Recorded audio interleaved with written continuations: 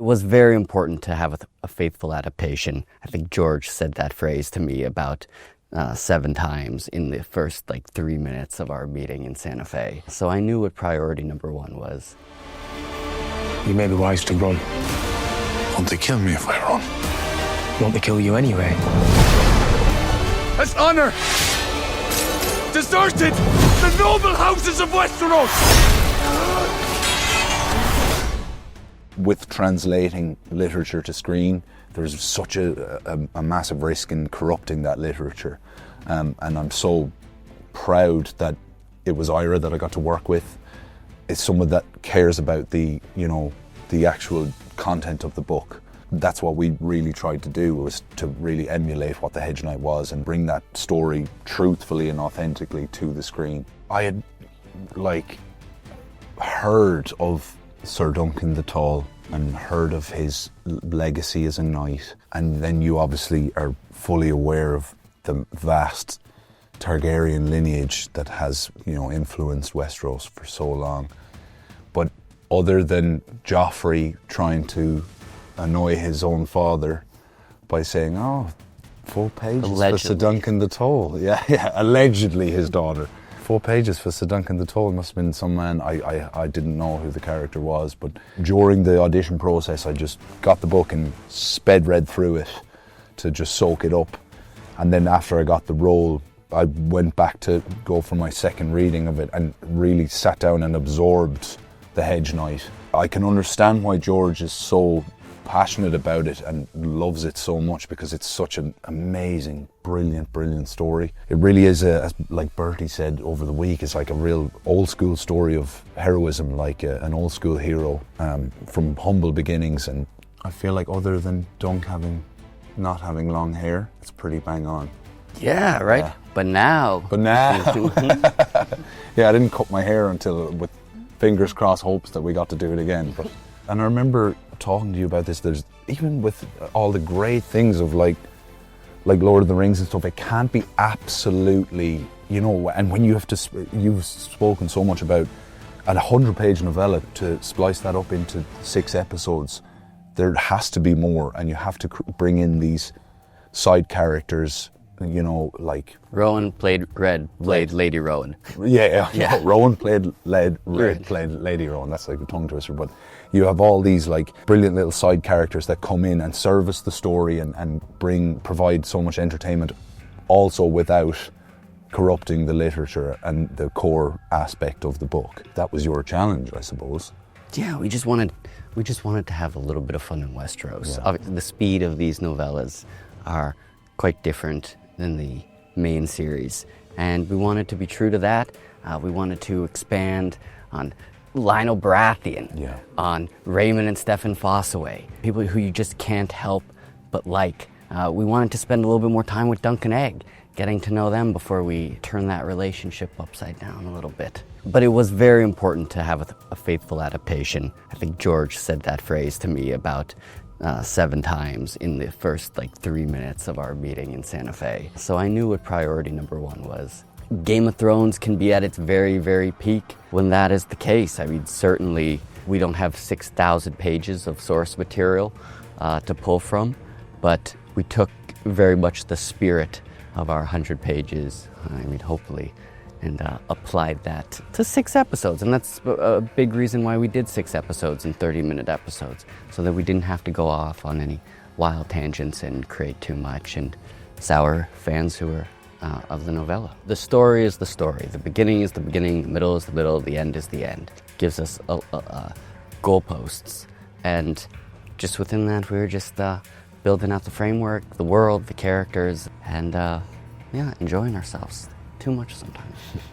I came on board, I got a somewhat of a cryptic text at 4 o'clock in the morning from HBO saying, "What do you think about Dunk and Egg?" And so I immediately went, and I'd actually never read the novellas at that point. This was a few years after House of the Dragon had happened, and I'd been working with HBO for a little while, just on various projects. So I went and I read all 3 novellas, and I spent a week putting together, I think, 15, 20 pages of ideas and pitches and what this first season's gonna look like, what the rest of the show's gonna look like, only to hop on the phone with them and realize that I already had the job. and the things I was saying is not what they wanted to do. And so I just shut my mouth, and I listened and I asked questions, and then we begun again. Getting to work with HBO and getting to work with George R.R. Martin is two of the best creative partners that you could possibly have when making a television show. So it's actually been hard, but it's been fun. A lot of love going around. Every day is a lot of problems and new challenges, but I don't know, we did a really good job at staying together as a cast and a crew, and all the executives, everybody really locked arms on this one. I was working on a job in London at the time. I was working on Bad Sisters season 2, and my London-based agent Amy sent me this, and I immediately knew probably what it was. I was a huge Game of Thrones fan, big time, so you're starting to familiarise with a lot of words and different places and locations. It's quite easy to do your best with the first round tape and then send it off into the ether and forget about it. And obviously I wanted to do a really good job in it, and I put as much effort as I could. The closer I got, it became very nerve-wracking and daunting to think that you'd be coming into this incredible world and this universe. And yeah, there was about 3 self-tape rounds and then three in-room auditions, finishing with a chemistry read with Dexter, and it just clicked in that chemistry read. Well, Dexter for me is straight out of the book, and he was so impressive in that audition. And we got 2 months of preparation when I found out I got the role, so I had a little bit of time to get my anxiety and nervousness under control a bit. We don't want that. No, that's the thing. I came in, the first time I came in after getting the role to meet our first block director, Owen and Ira, I was sweating profusely, and he was like, "No, that's good. That's the way we want Dunk to be." When we were looking for these roles, I thought it was going to be impossible. I mean, we're looking for a 7-foot giant who's not a string bean, who can do both drama and comedy. And then we're looking for a 8-9-year-old kid to be a second lead on a show. And we just happened to find Peter Claffey, former professional Irish rugby player, standing 6'6", and is on a show like Vikings, doing the drama, at the same time doing a show like Bad Sisters and doing the comedy. Just tailor-made for us. There just couldn't have been anyone else in the whole world other than Dexter, who is the most adult boy you've ever met in your entire life. The consummate professional, the hardest worker, and sometimes we almost have to pull him back. You know, we say, like, go have childhood. Yeah. You know, this is important. You have homework to do. He has a full-time job, plus all of school, plus being a kid, and he just wants more and more and more. We lucked out with the both of them. Finding out was such a double-edged sword. It was just amazing. I was in the gym in my hometown in Galway, and I remember, and my agents will group call me when there's positive news, so I knew immediately. And I remember getting back home and being like, okay, this is it. This is going to be, I know this is going to be big. I've been part of this passionate fan base since I was in college, watching all the original series, and it was incredible, and I'm so appreciative, but it was really daunting, really, really nerve-wracking.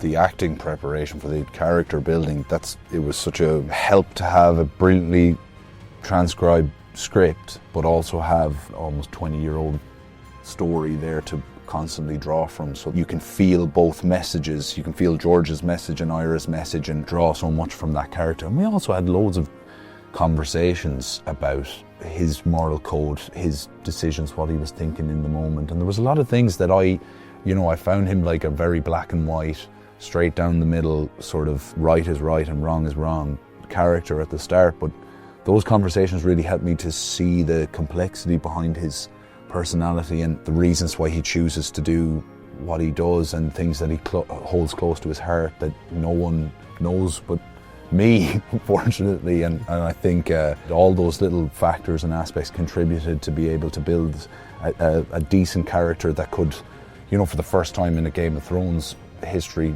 completely be centered around him. So it was such a sort of a daunting task to go, it's going to be my stupid face all the time in this journey.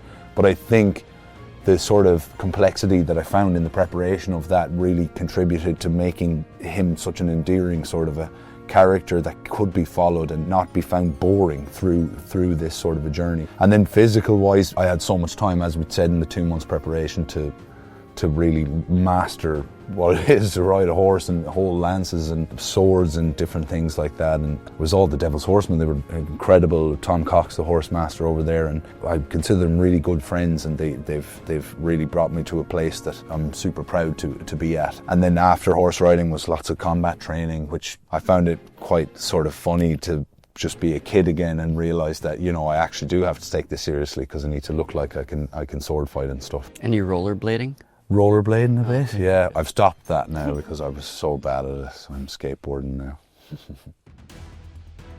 Obviously, like, what happens to Dunk is really, really, as you said, visceral, and he's pretty much borderline dead towards the end. There's something really fascinating about trying to portray that level of exhaustion and that level of pain that really sort of drains you big time. I remember, especially right at the end of 5 and some of the things that occur there, and trying to give that level of exhaustion and pain is agonizing in itself too. It's the kind of stuff that I really wanted to do when I got into acting as well, and you know, it's the kind of epic sort of scenes that you watch in so many different movies and television. You're like, that would be a dream to do. It didn't fall short in my expectations. It was incredible, and the set that was built when we got out to Glenarm in Belfast, it's so easy to get into character when you have something like that, where you have an Ashford town, you have an Ashford village. You could walk for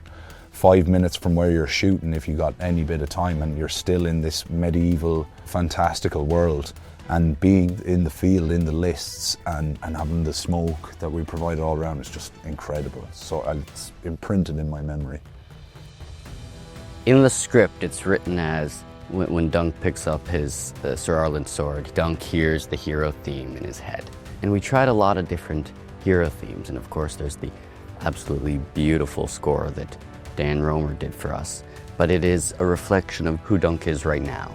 And it's simple, and it's pared down, and it's unpolished, and it's got just a little bit of a, I'd say, like childlike whimsy to it. He's going off on this journey, you know. He has a bit of a silly dream. I'm gonna go and be a knight. I'm gonna go and fight these guys and ride them down on horseback, and I'm gonna, you know, win a big prize. But that's probably a little beyond his grasp. But that's what the hero theme in your head is supposed to sound like. It's supposed to sound like a call to greatness. And the greatest of all time is that score, is that theme, is what we would all tune in for on a Sunday night. We'd sit down and you'd watch that entire opening sequence all the way through, and then you'd be transported to Westeros. So after trying everything, we put that in, and that felt like the ultimate draw, the ultimate hero theme. Of course, Dunk is not a hero yet.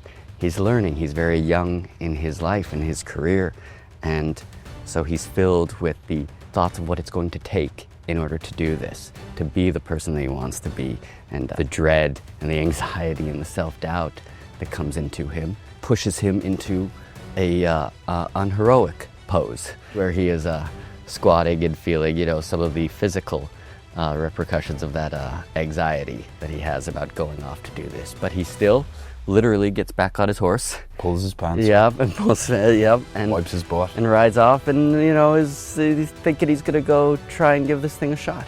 And it's authentic. Like, the mental health and brain health thing has been proven to be very connected to the gut health. That was a lot of fun to shoot. That was a lot of fun to shoot. To me, this was always the tone of Game of Thrones. There was just also other tones on top of it. We don't have other elements. We just have a few very narrowly scoped elements. We are Brienne and Pod, the TV show, you know, the Hound and Arya. Those were my favorite parts of the original.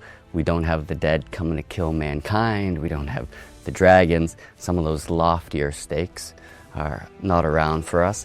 But Dunk's stakes, personally to him, are so important in this. And I actually think it's quite a universal feeling of being filled with self-doubt, wanting to go and get something that is, you know, probably beyond your reach, but still going out and trying anyways, and just keep getting kicked down. And something about Dunk, his superpower is really just getting back up and one foot in front of the other. Look, he's not without some fortunate turns, a couple lucky turns in this story, and some characters along the way just helping him out, because he is an honorable guy, because he seems quite guileless in this world, and that's unexpected. It makes him, in a certain way, more helpable, or people wanting to reach out. Maybe that's part of why the honor code is so important to some people. It's this set of rules that communicate to your neighbor how to treat you, saying, I am going to do this, so I'm not gonna fuck you over, I'm not gonna stab you in the back. It's a decision-making protocol, if nothing else. This is how you're advertising to the world how you're going to proceed. That's how Sir Arlie did it before you. That's what you were taught. That's all you know. Now that you're, coming face to face with all these other knights, maybe that sense of honor is warping a little bit, but I think that's part of any coming of age journey.